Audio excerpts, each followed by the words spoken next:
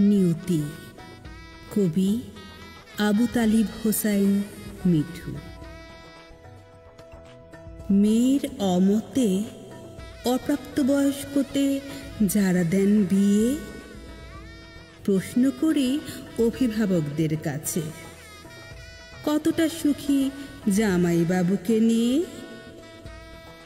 ছেলের যতই বয়স হোক না, থাকুক না চুল পাকা, অনেক অভিভাবকের ভাবনা শুধু ছেলের কত আছে টাকা। আবেগের দড়িতে মেয়েকে তারা বেঁধে রাখেন কোষে।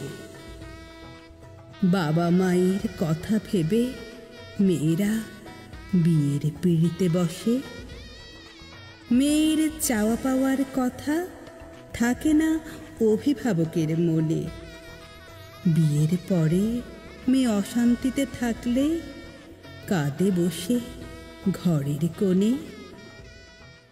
বয়স্ক জামাইয়ের সাথে মেয়ের মেলে না আর মন, বিকল্প হিসাবে পুরনো বন্ধুকে প্রয়োজন হয় তখন।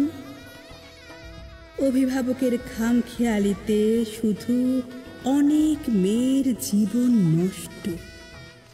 নিয়তিকে বুকে বেঁধে মেয়েরা পায় শুধু কষ্ট। স্বাধীনতা বলতে আমাদের মেয়েদের নেই কিছু তেমন। ইউরোপ আমেরিকাতে আমরা দেখে থাকি যেমন।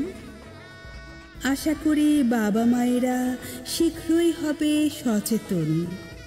যুগের সাথে তাল মিলিয়ে তারা বদলাবে তাদের মন।